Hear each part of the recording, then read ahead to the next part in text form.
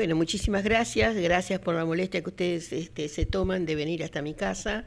Y sí, acá tengo la invitación de Alicia Brunnas y de Susana Andergen, que son las que organizan este encuentro con el Consulado de Suiza en Paraná, y la invitación del embajador, que va a estar también el sábado 6 en la UCA, en la Universidad Católica Argentina. Se hace en el Salón de Actos de esa universidad una exposición de todos los trabajos de los suizos en distintos lugares de la provincia y del país. Vienen de todos lados. Bueno, yo estoy invitada especialmente por ellas, porque yo siempre compré los libros de ellas, que son oriundas de San Jerónimo Norte y de Rafaela.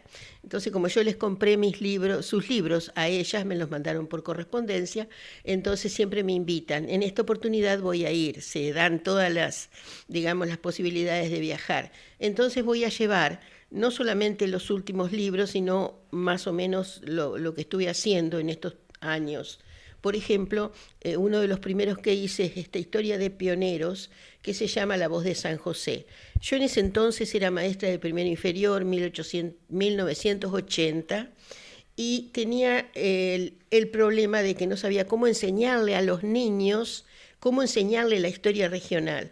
Entonces empecé a tomar las postales que me mandaban de Suiza, empecé a tomar nota de todos los dibujos que me mandaban de Suiza por correo, y con eso fui armando una historia de nuestros pioneros, de nuestros abuelos gringos, para enseñarla con figuritas, ¿no es cierto?, a los niños de primer grado inferior, que era muy difícil llegar a ellos sin imagen.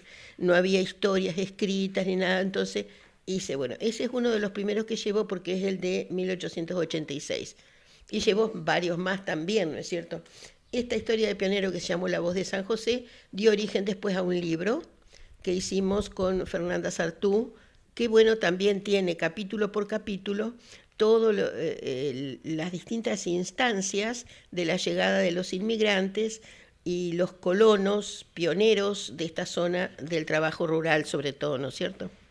Bueno, se prepara con la biografía y bibliografía propia, algo más que importante para poder contar y sobre todo la importancia y trascendencia que tiene nuestra zona al ser uno de los lugares realmente, como dice la palabra, pionera.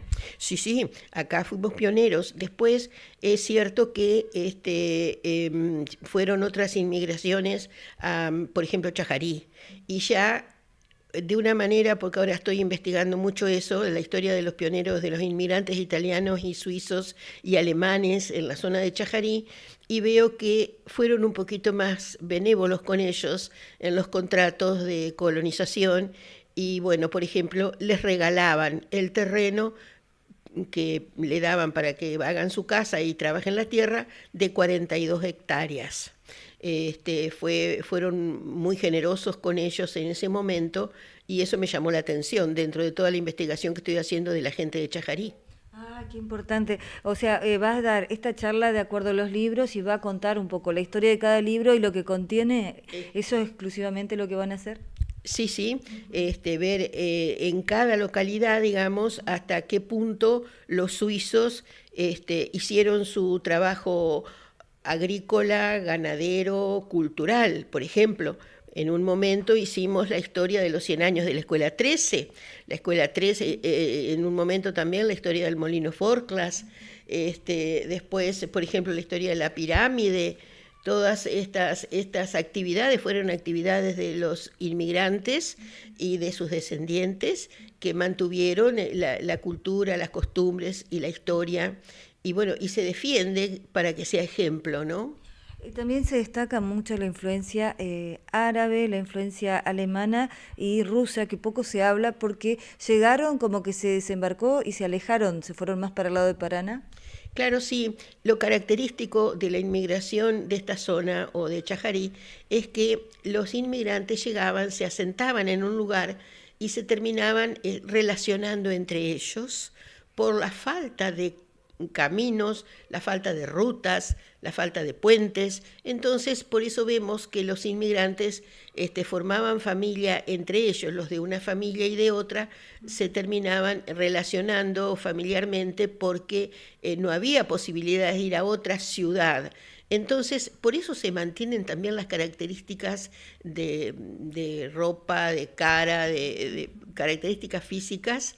Es muy difícil en otros lados encontrar tantos ojos celestes y tantos rubios y tantos como acá, porque acá vos vas a Villa Elisa, y bueno, y las características de los inmigrantes se siguen manteniendo en la descendencia, por eso, porque se casaron, digamos, entre los del grupo inmigratorio, ¿no? Lo mismo pasó en Chajarí.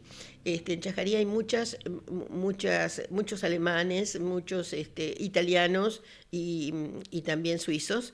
Y se relacionaron entre ellos porque Chajarí no tenía caminos ni para el norte, ni para Corrientes, ni para Buenos Aires. Tenían que venir a Concordia a tomar el barco para ir a Buenos Aires.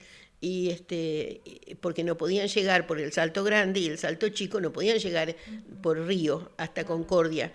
Entonces tenían que en carretas ir hasta Concordia y ahí en Concordia tomar un barco a Buenos Aires. O sea, era difícil Difícil y qué interesante escuchar todo esto y que no se pierda, Susana, esta ponencia en el segundo encuentro Suiza ayer y hoy en Argentina, y sobre todo contar de varias corrientes migratorias. A esto le sumamos que tenemos en San José, recordar este nacimiento de la Casa Italiana.